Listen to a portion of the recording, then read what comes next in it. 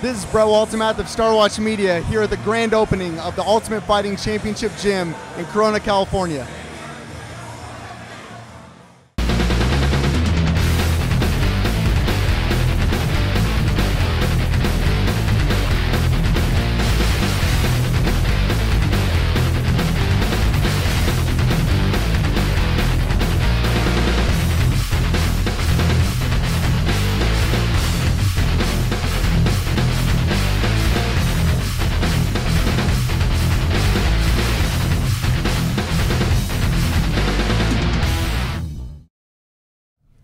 Bro Waltemath here with Leonard Bad Boy Garcia. Thank you for spending time with us here.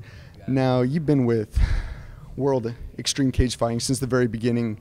You were part of the very first card that they ever hosted. When you first heard about the merger, what was your reaction to the news that they were joining up with UFC? At first, it was being nervous. You get absorbed by a big company like the UFC that I had been a part of before, and when I was there the first time, of course, I had a great fight with Roger Huerta, so people kind of knew me. But in the WC, I was like, one of the big names there. So it was like the nerves of going over and maybe being forgotten or not showcased were there. But as they brought all the WC guys over, you seen a lot of WC guys coming up, getting fight of the night, getting all these awards. And then people started, forgetting about the WC name and started thinking, oh, man, these guys are in the UFC now. They're cleaning house. So, the nerves went right out the window after the first fight, and it's a great experience now. And, I mean, I couldn't be happier just because it's such a big name. Like UFC is the biggest name. And when we used to fight for the WC, it was always an explanation. We're the lightweights of the UFC. And now all those questions are erased, and, we're a big part of the big organization. And seeing the publicity and the notoriety that UFC is now giving to the wider weight classes. Yeah, definitely. It's definitely helping us a lot more. I've noticed like a big change in appearances. And of course getting paid different now, just for showing up somewhere only because it's UFC and wasn't WC. So it's been a great thing for all of us, and we're excited.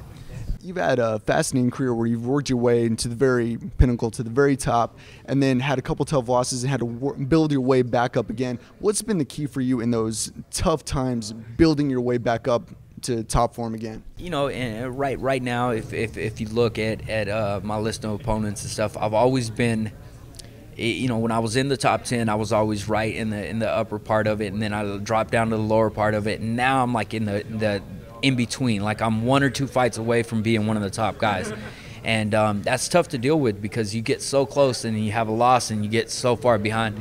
But it's a good ladder as well, because like last year I fought 6 times. So I was like really busy, and I learned a lot about myself because I had hard times and I had great times. But I learned that it doesn't, fighting is easy, training is hard. And when I was taking fights back to back, I wasn't training the right way. I was just training, getting in shape for the next fight. And I never had time to go back to the gym and sit down and learn jiu-jitsu, learn wrestling, learn stand-up. Everything was get in shape and go fight. So this year, the UFC is asking me to take a different route, maybe only give me 3 fights this year, and, make them big fights and go out there and, become the Leonard Garcia that I was when I first came to the UFC, and just get back to that. Did you feel that doing that high amount of fights in a year, that it didn't give you the proper amount of time to prepare individually for each of your opponents? Definitely, and I had so many opponent changes last year. A lot of the times I was taking a fight on 3 weeks' notice, 8 days' notice, and it wasn't the UFC's fault. They offered it and I accepted. And but I thought as a fighter that's what you're supposed to do. But this year I'm going to be a little smarter. I want my career to be a long one, so not a short one. So I'm trying to work on different things, and definitely when you guys see me again, I'll be a different fighter. Yep. And now there's been a lot of talk with your fans. They'd love to see a rematch with Nam Phan. What's kind of the news or the update that you can give us on that, or just on your next opponent? Who would you like to fight? Nam Phan is fighting Mike Brown. And that fight just got announced. I asked for the Nam Phan fight several times afterwards. It was really vocal. They gave it to me. He got injured, and I had an opponent change. The UFC was reluctant to give it to me because they were like, "You won that fight. You're taking a step backwards on the ladder." And I was like, well, you know, it was so close that I want to do it again. That's the only reason they gave it to me again. And now, if depending on how it goes between him and Mike Brown, if he wins, then yeah, it makes sense. If he loses, it doesn't make sense anymore. Right now, I'm looking for a big fight. I'd like to fight Omigawa maybe.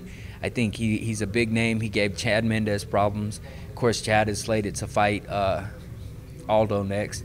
So I think Omigawa would be a big step for me, or maybe even a rematch with Hominick.